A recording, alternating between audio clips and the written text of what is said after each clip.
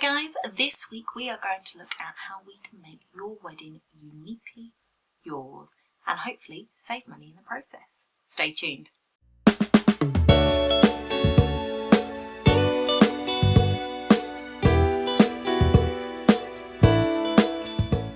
Hi, I'm Donna and this is a Bride-to-be TV, the place to be if you are planning your wedding. And don't forget to hit the subscribe button and the notification bell so you don't miss any of the videos that come out. I do one once a week, usually on a Friday it's seeming.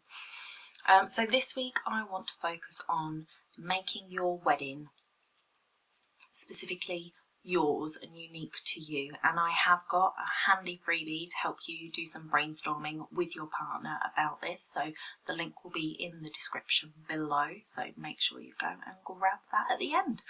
I am going to look down and check my notes because I don't want to miss anything.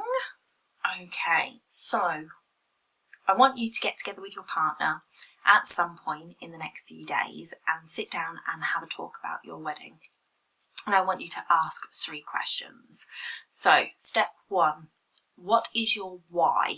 This is, why do you want to get married? What makes it important to you that you get married? And why not just stay as you are? So these are actually really important questions to have. And if you're scared about having these questions, then you really need to have this conversation. You both need to be able to give your answers.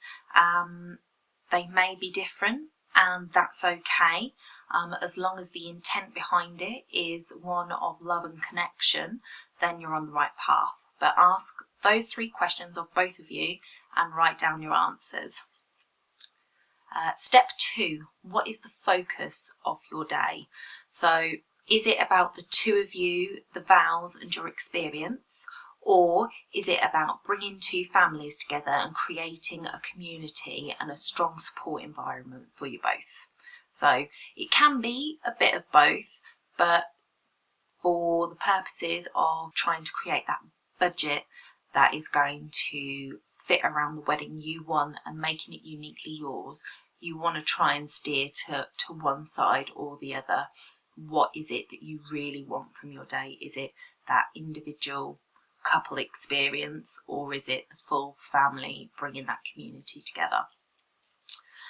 Step 3 is to ask, what is the most important to you? Is it the experience of the day or the overall look of the day? Now these are 2 fairly different things, but they are 2 things where money can be spent quite rapidly. So if you're going for experience over looks, you can put more money into certain areas, and if you're going for looks over the overall experience because you want beautiful wedding photographs, then it'll be something different.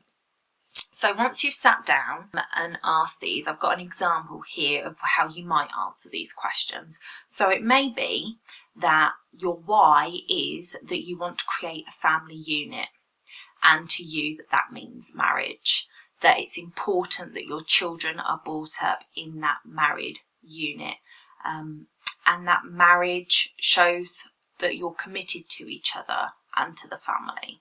So those might be your whys. You might also have different whys. My whys are different to that. Your focus, it may be about solidifying your family and your support network, growing together as one big family rather than 2 separate families. And experience or look, you may say it's about the experience. You want your families to have fun, mingle with each other, get to know each other and create that community feel within your families. In that instance, you should be looking at focusing your money on the communal elements of the day. So go for a buffet over a sit-down meal because it's more interactive. People will talk while they're lining up to get their food, whereas they don't, and they'll talk to different people that aren't sitting on their table, whereas they don't tend to do so much of that when they're sat on tables. And you might want to look at mixing up your table plans, so having one family from your side sat with one family from his side. So they've still got people they know on the table, but they've got somebody new to interact with. And that way you'll get more conversation between the two families rather than just one family all crowding around this area and one family crowding around that. Another thing that you might want to look at is having table games. I would advise putting one person on each table in charge of instigating the games and getting them going, because people do tend to, from the weddings that I've been to, when there've been things on the table to do, people just don't bother. So you would need to sort of put somebody in charge of getting them going. But you could do things like simple questions like, what's your best memory of the bride or groom? How did you first meet? If it's a family member, how did they meet the other half? What's your favourite thing about them as a couple? Or you could even do never have I ever's. So never have I ever seen the bride drunk. Never have I ever seen the groom wash up. And you could have a photo booth. They're always good fun for getting people to mix and mingle. And you could coincide that with your guest book and have a photo guest book, scrapbook type thing, instead of just a written book, which would be good. Another thing you might want to look at is bringing in entertainers, so a magician or a cartoonist or a singing waiter, or all three. You're going to save money on the sit down meal, so you'll be able to put more money into that, and those kind of entertainers bring people together in their experience. So when you've got somebody crowding around a magician to see how the magic happens, everybody's in awe of it, everybody's trying to work it out, and the magician will often say, oh, are you two married? And it's like, oh, no, I don't even know him. So you get that conversation going between your guests, which is really fun. Another thing I wanted to mention was don't be afraid to shake things up. Once you've gone through that and you've looked at it, and I know my whys and where my focus is different to the example I gave you, yours may be different. You just need to sit there and look, okay, if these are the things that are important to us, what paid elements of our day coincide with those requirements? If it is more about the vows, you might want to focus more on the church service and the ceremony, maybe having a choir, maybe having the organist, maybe having the bells. Those things might be more important to you than having a magician and a cartoonist. So you just need to sort of look at where you're laying the importance of your day and what your money would be better spent on. As I said, another thing I want to talk about is shaking up your day. So just because tradition says you shouldn't see each other before the ceremony doesn't mean you have to follow suit. Doesn't mean that you have to then have your ceremony, then the sit down meal, then the evening do, where evening guests are invited to join up. It's your day, so you can do it your way. So just for an example, I don't mind seeing my other half before the ceremony. In fact, I'm looking at having a sit-down lunch with the immediate family before the wedding. And this will be cheaper because it's not a wedding breakfast. It's still a 3-course meal, but per head it will be cheaper because it's a lunch, not a wedding breakfast. So we'll save money there. And then I want to do a first look, which will just be me and him, just taking a moment before the festivities really start to connect with each other, to see each other in all of our finery, and just have that moment together, just the two of us, before we go into the rest of the day.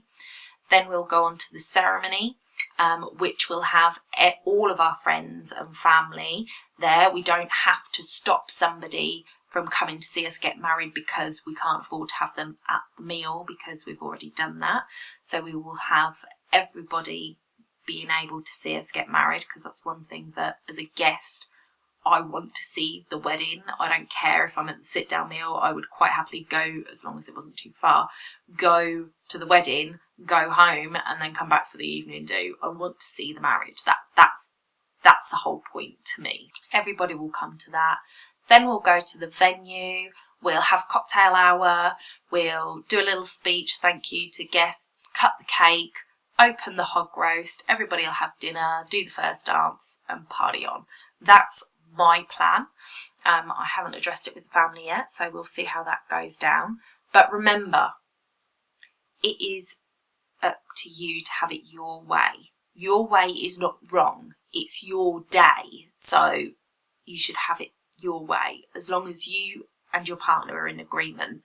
Other people's opinions don't matter. Unless they are, as we were saying last week, unless they're involved in paying for the wedding, and then you do have to make sure you set out exactly what that means and what their involvement with decision making is from the outset before you take any money off them. It's your day. If you want help with an alternative timeline, then feel free to come over to my Facebook group. I will link it below, and on there I will have a form that will lay out the basic time requirements for each section of your day, so you can play around with it. And I'll also have a link there to my wedding timeline planner that you can get. So if you enjoyed today's episode, then please give me a thumbs up. If you didn't, give me a thumbs down. Leave a comment below. Tell me what your biggest takeaway from today is.